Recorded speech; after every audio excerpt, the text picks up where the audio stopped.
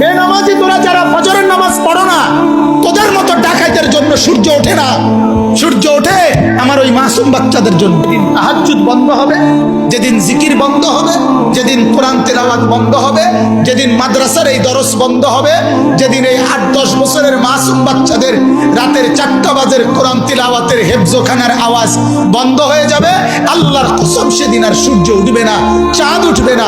আল্লাহর বান্দারা, আমার শায়েখ আল্লামা মুফতি মুশতাকুর নবী সাহেব বলে, ও মুসলমানেরা, নিজ নিজ বিল্ডিং এর ফাইলিং এর চাইতে নিজ নিজ মহল্লার মাদ্রাসাকে তার চাইতে বেশি গুরুত্ব দিও। মাদ্রাসা থাকবে, তোমার গোটা মহল্লা নিরাপদ থাকবে, কসম খোদা। কারণ আমরা যখন গোটা মহল্লাবাসী ঘুমাই, মাদ্রাসার তালেবে ইলম রাতের 4টা বাজে, ঠান্ডা শীত আর কুয়াশার মধ্যে 8-10 বছরের ছোট্ট মাসুম বাচ্চা বছরের 12 মাস আল্লাহকে সেজদা করে তাহাজ্জুদ পড়ে এই কোরআন নিয়া ছোট্ট মাসুম বাচ্চা হাফেজ সাহেবের কাছে সবক শুনাইতে বসে।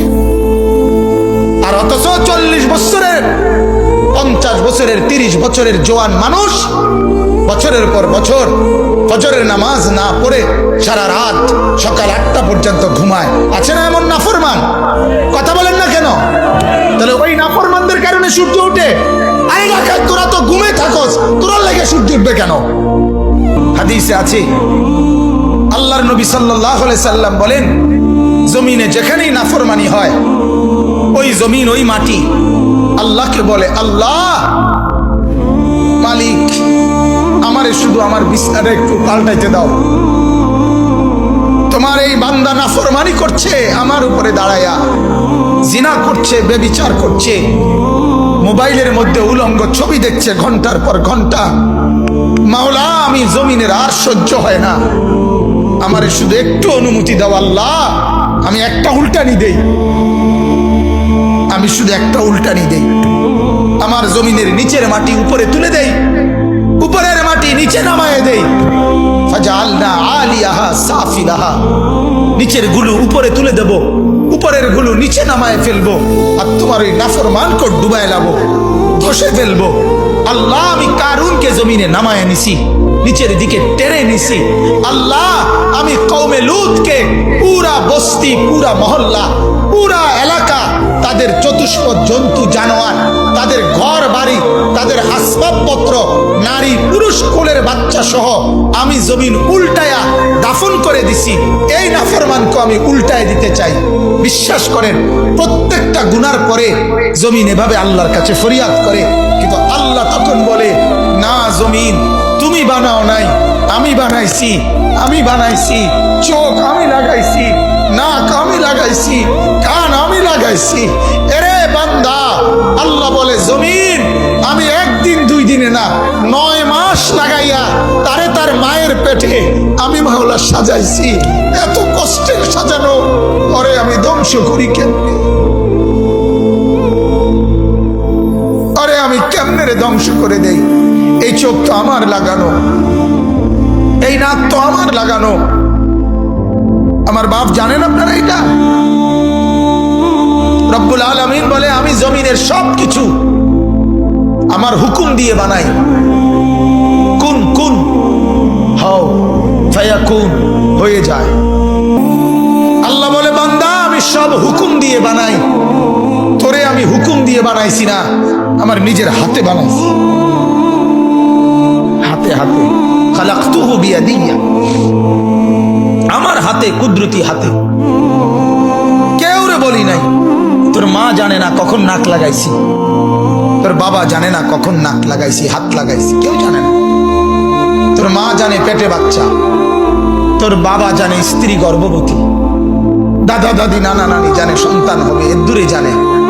আমি আল্লাহ তাআলা তিল তিল করে এক ছোট্ট নাপাক বীর্যের একটা ফোঁটার উপরে, প্রথম একটা ফোঁটা, এই এক ফোঁটার উপরে আমি তোর মতো এরকম জলজ্জান্ত একটা মানুষের ডিজাইন বানাইছি। সুবহানাল্লাহ। এজন্য আল্লাহ বলে, জমিন ওরে আমি বানিয়েছি, ওকে আমি সাজিয়েছি। ওয়ালাকাদ খালাকনাকুম সুম্মা সাওয়ারনাকুম। আল্লাহ বলে, বান্দা তোমাকে আমি বানিয়েছি। সুম্মা সাওয়ারনাকুম, তোমাকে আমি সাজাইছি। এই যে নাক এখানে লাগাইছে, এতে আপনাদের কারো কোনো আপত্তি আছে? এই যে দুই কান এখানে আল্লাহ তাআলা সেটিং করছে, আপনাদের কারো কোনো আপত্তি আছে? সবাই বলেন। এই যে দুই চোখ এখানে লাগাইছে, কারো কোনো আপত্তি আছে? এখানে আপনার এইখানে ঘাড়, এই ব্যাপারে কারো কোনো আপত্তি আছে? এই হাতের আঙ্গুলগুলোর ব্যাপারে কারো কোনো আপত্তি আছে? আমার বন্ধু, যদি মুসলমান হয়ে থাকো তাইলে আল্লাহকে সাক্ষী রেখে এই মাঠে এখন বলো, নাক এখানে লাগানে যদি আপত্তি না হয়, কান এখানে লাগানে যদি আপত্তি না হয়, দাড়ি এখানে রাখাতে আপত্তি করলা কেন?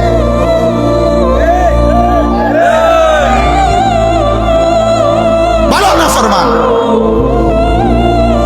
আমার একটা সত্য কথা আছে, যদি কারো গায়ে লাগে, আমি বলি অনেক সময় কথা, যদি কারো গায়ে লাগে গায়ে লাগুক, যদি গাও ফাইরা আড্ডিত লাগে আড্ডিত লাগুক, তোমার কলজার ভিতরে লাগুক, কিন্তু তুমি বলো, তুমি যদি ইনসান হয়ে থাকো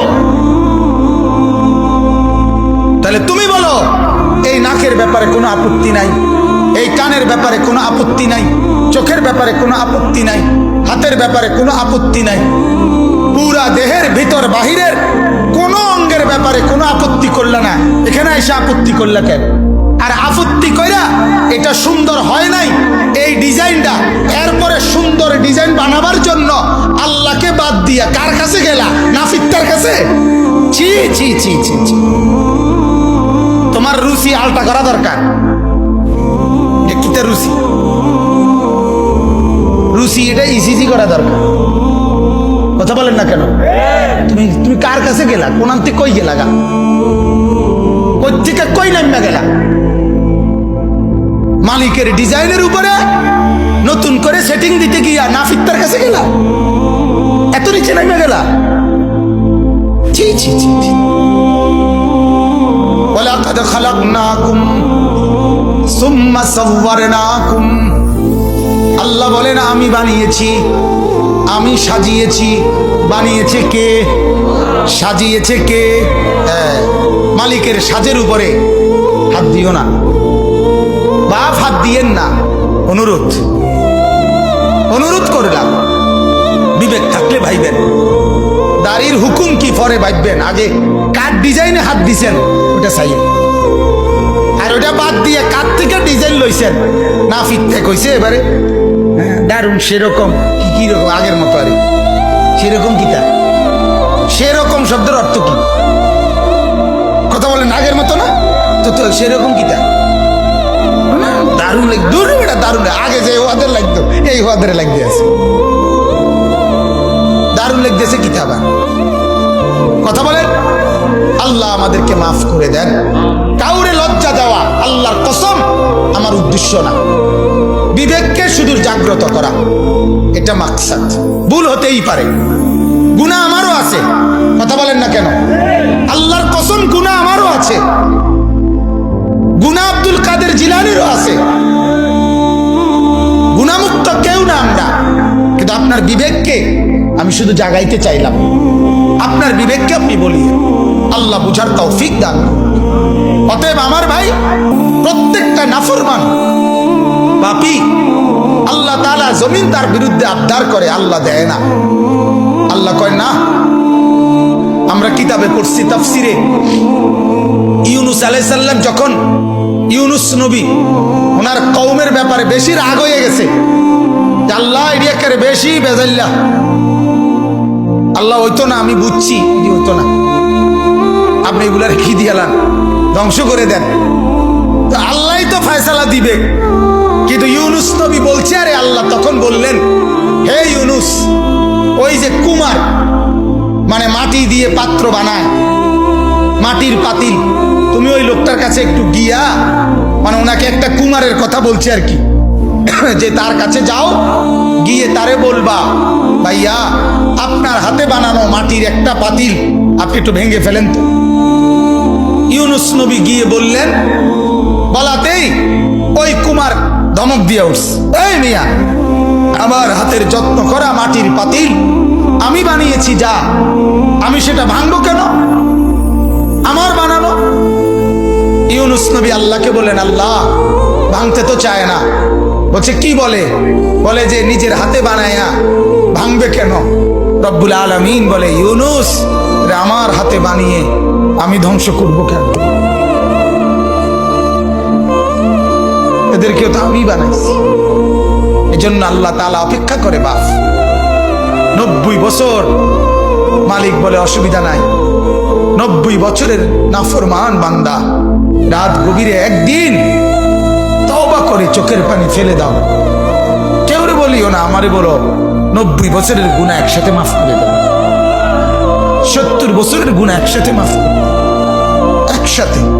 ওয়া আনিস্তাগফিরু রাব্বাকুম, আমার কাছে ইস্তিগফার করো। সুম্মা তুবু ইলাইহি, আমার কাছে ফিরে আসো। ইউমাত্তিউকুম মাতাআন হাসানা, যত উত্তম নিয়ামত আছে সব তোমারে দিয়ে দেব।